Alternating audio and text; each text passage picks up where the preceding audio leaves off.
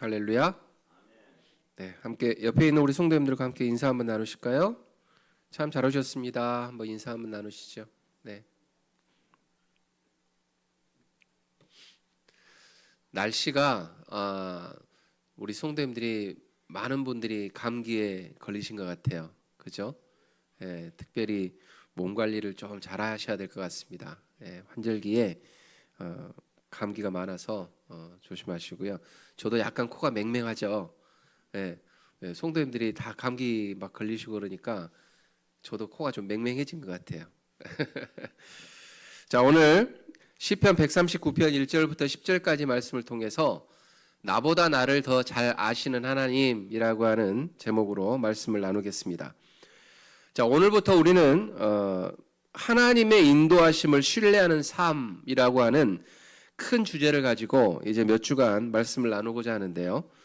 우리는 살아가면서 수많은 선택을 하면서 살아갑니다.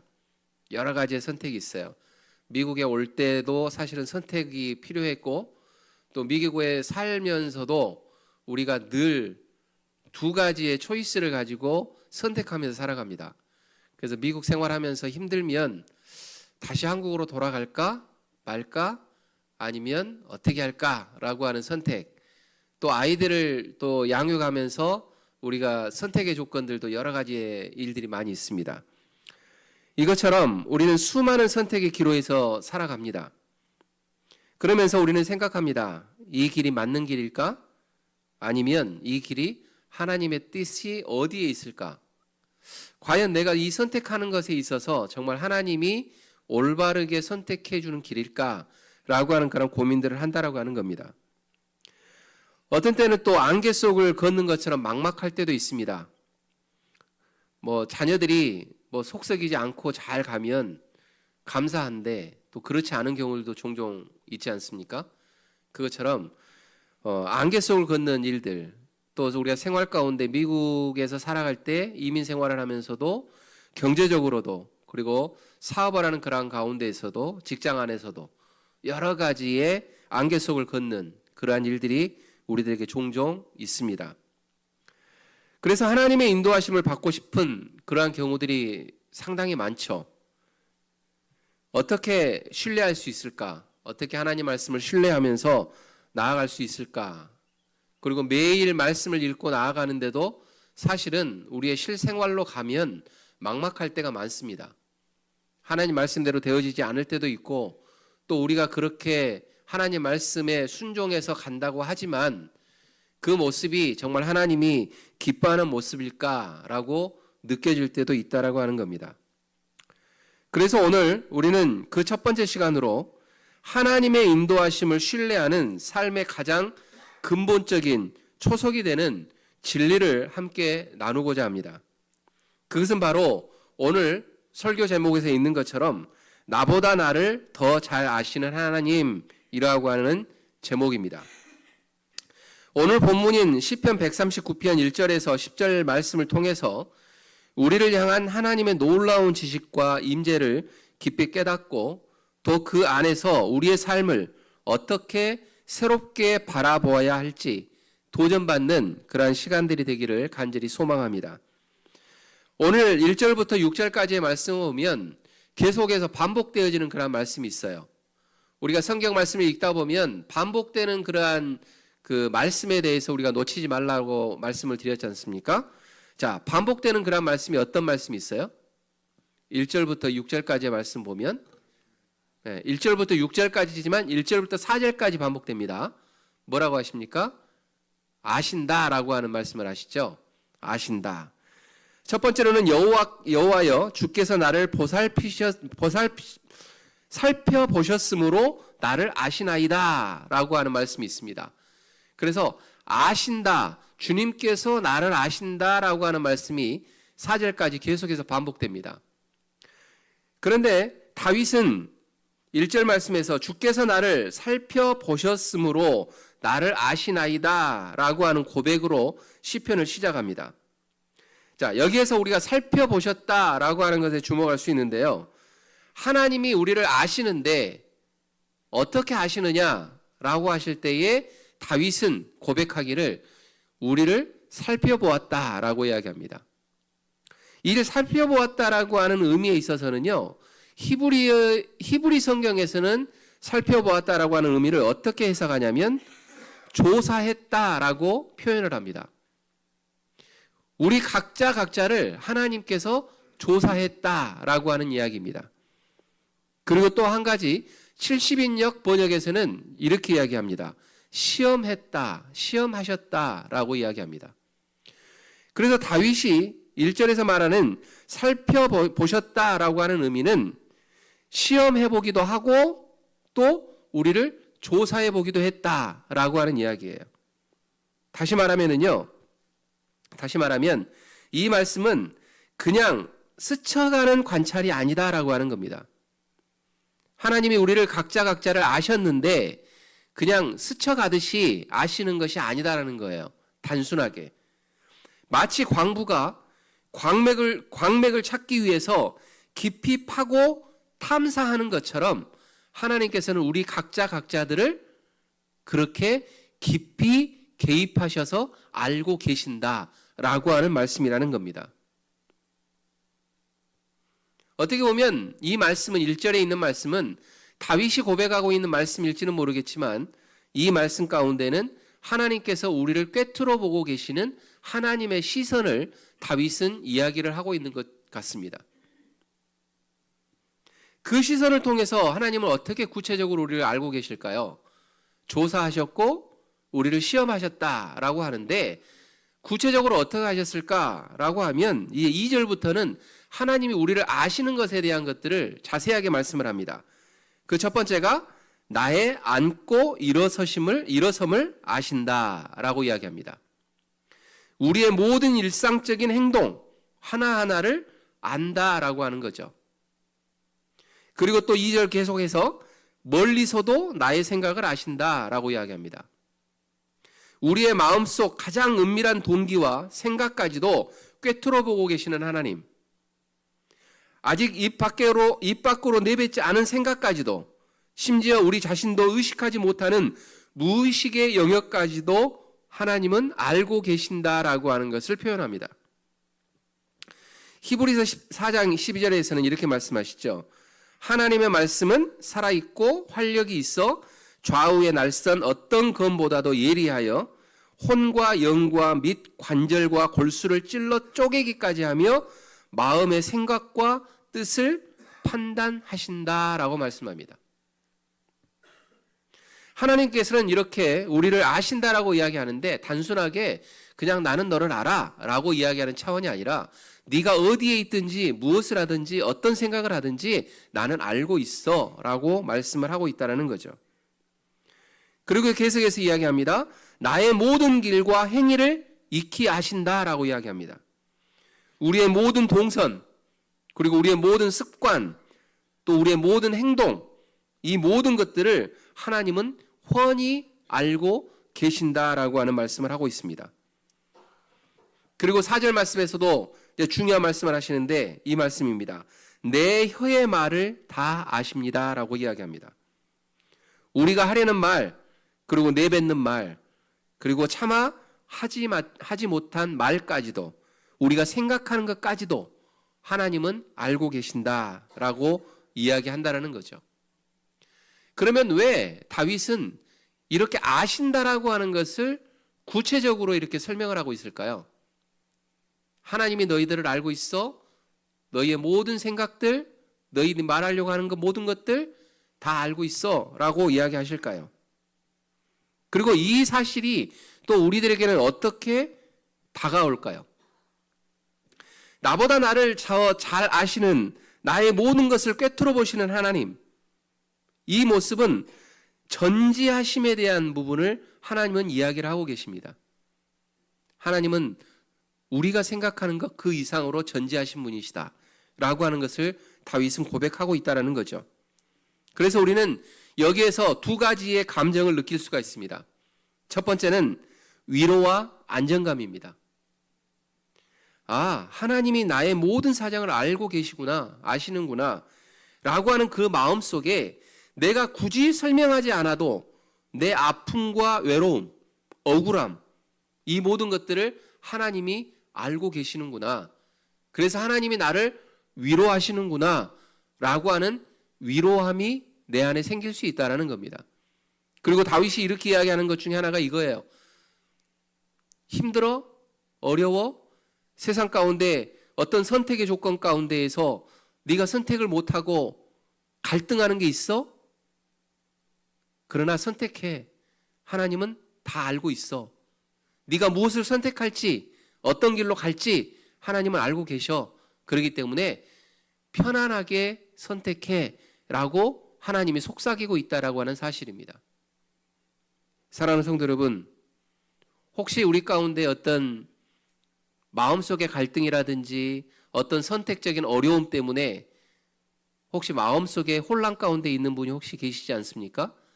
그렇다면 그 모든 부분들을 이미 나보다 더 잘 알고 계시는 하나님을 신뢰하면서 그분께 내려놓는 우리 모든 성도님들 되시기를 주님의 이름으로 축원드립니다.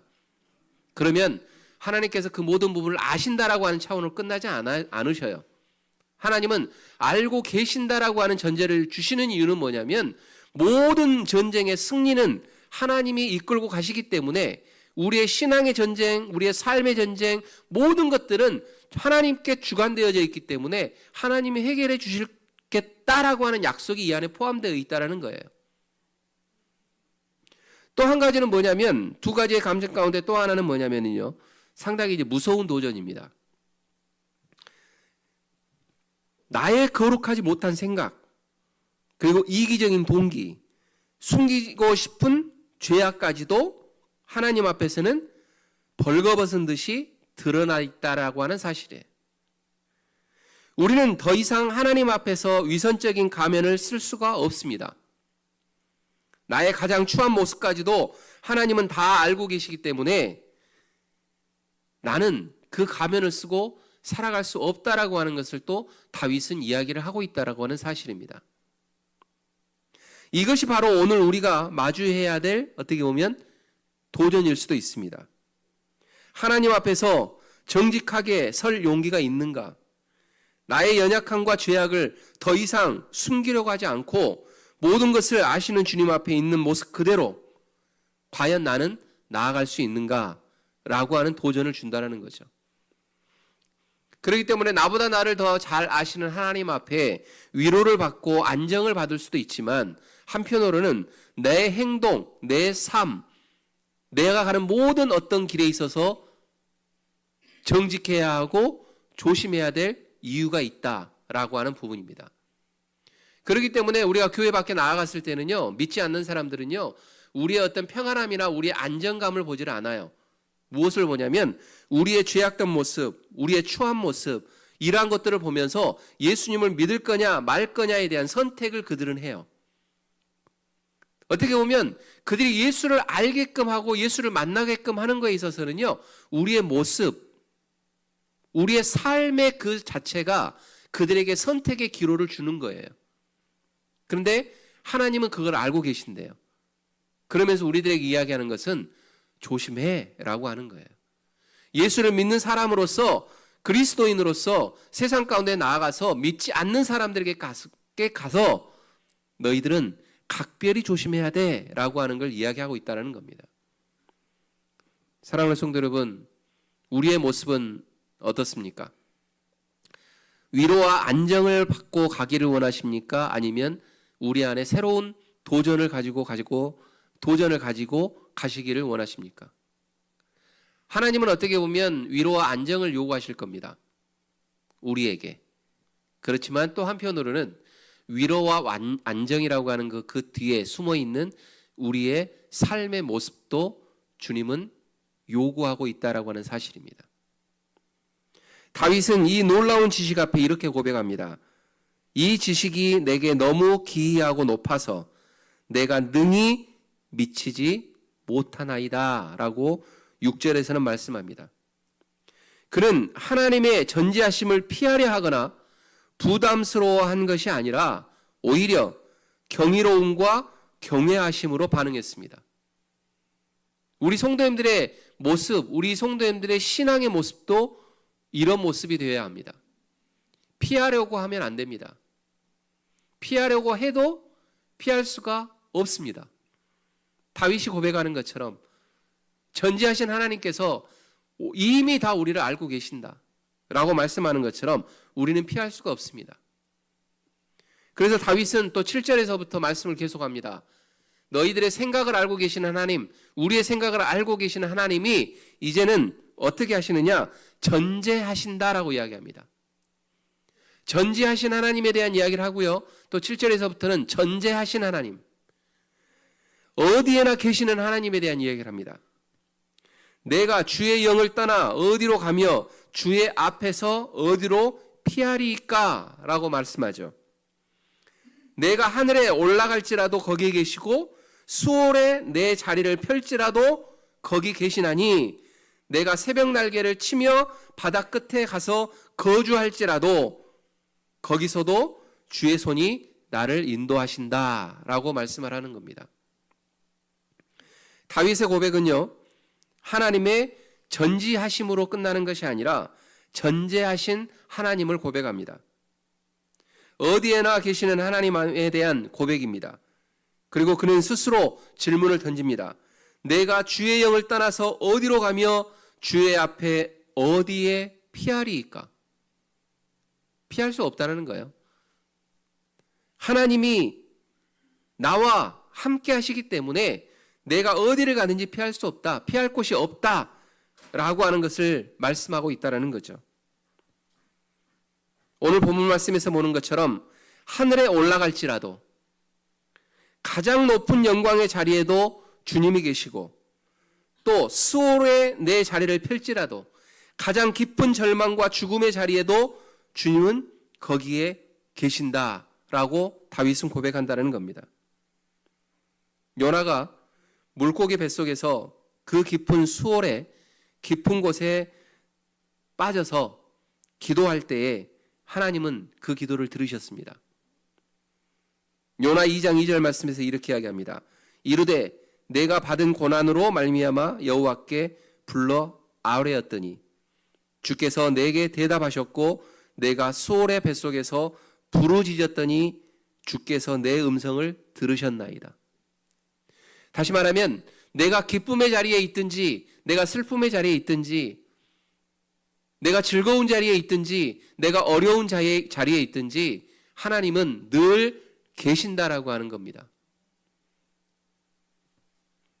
새벽 날개를 치며 바다 끝에 갈지라도 세상의 동쪽 끝에서 서쪽 끝 그 어떤 공간으로 갈지라도 하나님의 임재를 벗어날 수 없다라고 하는 부분입니다. 그렇기 때문에 우리 성도들 가운데 혹시 어려움 가운데 처해 있고 슬픔 가운데 처해 있거나 어떤 환경들이 다른 사람들이 보기에 왜 나는 이래? 나는 왜 이런 환경일 수밖에 없지? 라고 한다 할지라도 그곳에서도 하나님은 우리와 늘 함께 하시면서 내가 알고 있다. 내가 알고 있고 내가 너를 도와줄 것이니 힘을 내라 라고 주님은 끊임없이 이야기를 하고 있다라고 하는 것을 기억하셔야 됩니다. 그렇기 때문에 우리는 살아갈 수가 있는 겁니다. 어떻게 보면은요, 참 지치고 쓰러질 때는 많잖아요. 그럴 때마다 우리는 어떻게 살아갑니까? 세상 가운데 눈을 돌리면서 누군가가 나를 어떻게 도와주지? 라고 보는 그런 시선보다도 하나님 앞에 무릎 꿇고 하나님 도와주세요. 이런 갈등 가운데, 이러한 선택 가운데 하나님 어떻게 해야 될까요? 무엇을 선택해야 될까요? 라고 기도해 보신 적이 많으실 거예요. 그럴 때마다 우리는 느낍니다.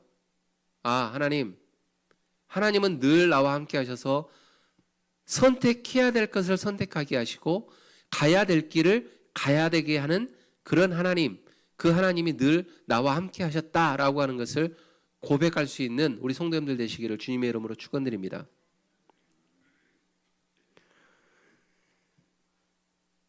오늘 전제하신 하나님에 대한 부분에 있어서도 우리가 두 가지의 의미를 가지고 올 수가 있는데요. 그것은 첫 번째가 죄를 짓고 숨으려는 자에게는 두려운 소식이 될 수 있습니다. 아담과 하와가 그랬죠. 아담과 하와가 범죄 후에 동산 나무 사이에 숨었던 것처럼 우리도 하나님을 피할 수 있다고 착각할 때가 너무나 많습니다. 그러나 하나님은 우리가 어디에 있든지 무엇을 하든지 바로 그 자리에 함께 하십니다. 숨을 수가 없습니다. 하지만 이 진리는 또 우리에게 그 무엇과도 비교할 수 없는 가장 큰 도전을 줍니다. 또 위로를 줍니다. 그것은 거기서도 주의 손이 나를 인도하시며 주의 오른손이 나를 붙드시나이다 라고 하는 말씀, 10절에 있는 것처럼, 약속처럼 내가 성공의 정점에 있을 때 교만하지 않도록 붙드시고 또 실패와 절망의 그 나락에 떨어졌을 때에도 바로 거기서 나를 건져 올리실 분은 바로 하나님밖에 안 계시다라고 하는 것을 우리들에게 상기시켜주고 있다라고 하는 사실입니다. 우리가 어디에 있든지 어떤 상황에 처해 있든지 하나님의 인도하시는 손길, 그 손길을 붙드시는 능력을 벗어나는 곳 아무것도 없다라고 하는 것을 우리 스스로 고백할 수 있기를 주님의 이름으로 부탁을 드립니다. 바로 이것이 바로 하나님의 인도하심을 신뢰하는 삶입니다.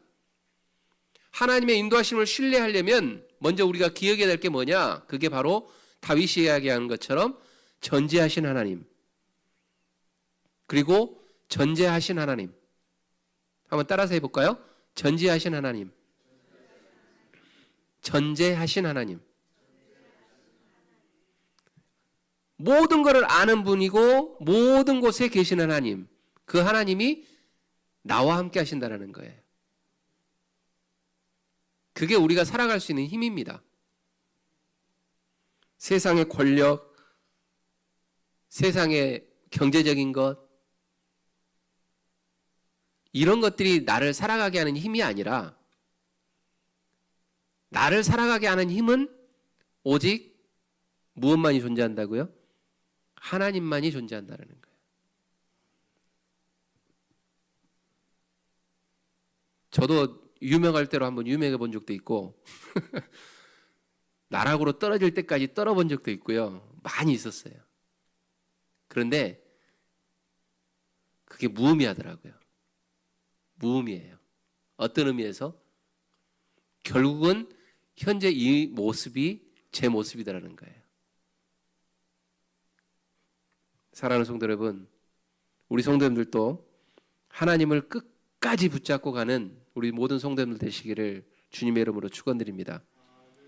우리 성도님들이 하나님 나 좀 제발 놔주세요 그래도요, 하나님은 절대 안 놔두세요.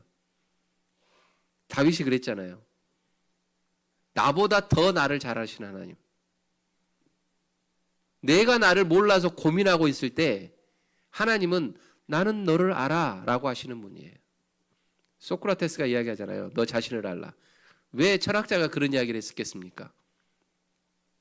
우리가 아무리 유명해지고 아무리 높은 자리에 가고 아무리 명성이 높아져서 뭔가를 해도요, 당신 누구세요? 라고 물어보면요, 내가 누군지를 몰라요, 인간은. 예. 모든 사람들에게 너 자신을 알라 라고 소크라테스가 이야기했던 것처럼 우리는 우리를 몰라요. 그러나 하나님은 우리를 아세요. 어디로 가야 될지 알고 어디에 머물러야 될지 알고 또 우리가 무엇을 선택해야 될지 아세요. 그게 우리가 섬기는 하나님이세요. 그렇기 때문에 우리가 힘들고 어려운 상황들이 처해 있다 할지라도 고민할 이유가 없어요. 힘들어할 이유가 없어요. 그 이유는 뭐냐?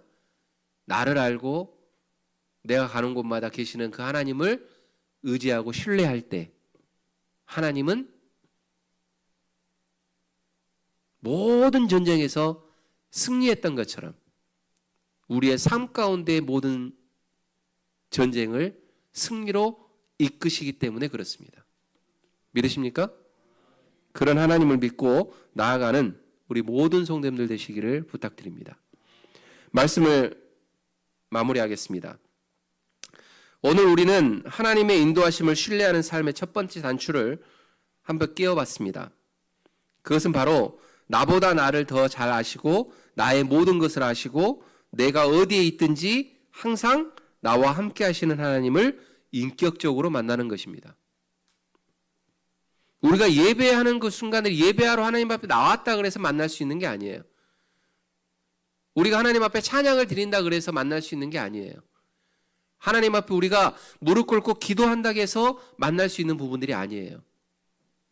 왜냐? 이 모든 부분들은 형식이라고 하는 것들이 따라갈 수가 있어요. 그러나 중요한 건 우리의 마음 문을 열었을 때, 하나님께 열었을 때에 오실 수 있는 부분이다 라고 하는 걸 기억하시면서 늘 매 순간순간마다 하나님 앞에 마음의 문을 열면서 다니시기를 바랍니다. 그리고 이 진리는 우리를 도전하는데 더 이상 하나님 앞에 숨겨서는 안 된다. 하나님 앞에서는 위선적인 모습을 보여서는 안 된다. 그리고 우리의 모든 것을 아시는 주님 앞에 어떻게 살아가야 된다? 정직하게 살아가야 된다. 사람은 속일 수 있지만 누구는 속일 수 없다? 하나님은 속일 수 없다. 하나님을 속일 수 없다라는 건 뭡니까? 결국 드러나게 되어 있다라고 하는 거죠. 이번 한 주간 이 말씀을 깊이 묵상해 보시기를 바랍니다. 하나님은 나를 아신다. 어디든지 함께 계신다. 라고 하는 것들을 묵상하시면서 나의 어떤 생각을 주님이 알고 계실까라고 한번 생각해 보시고요. 그리고 지금 내가 처한 이 자리에 함께 하시는 주님의 손길을 느껴보시기를 바랍니다. 모든 것을 아시고 모든 곳에 계시는 그 하나님이 바로 나를 올바른 곳으로, 아름다운 곳으로 인도할 줄 믿습니다. 그래서 말씀을 마치면서요, 이 말씀을 드리고 싶어요. 이번 한 주간 매일 아침마다 일어나면서 한번 이런 고백들 한번 해보십시오. 오늘 말씀을 기억하면서 하루에 단 1분이라도 한번 따라서 해볼까요? 하나님, 지금도 나와 함께 하시죠? 자, 이제 이걸 끊어서지 말고 쭉 연결해가지고 짧잖아. 길지 않잖아요. 그죠? 충분히 할 수 있어요, 우리. 네. 자, 합니다. 시작. 하나님, 지금도 나와 함께 하시죠? 끝에 올려야 돼요, 끝에. 예. 끝에 올려야지 이게 질문이 되잖아. 예, 그죠? 함께 하시죠? 그리고 출근을 하시고 또 가정에서 만나는 모든 부분들도 만나시고 그러시면 하나님이 우리의 삶 가운데 어떻게 반응하시는지 경험하시는 우리 모든 성도님들 되셨으면 좋겠습니다. 기도하겠습니다.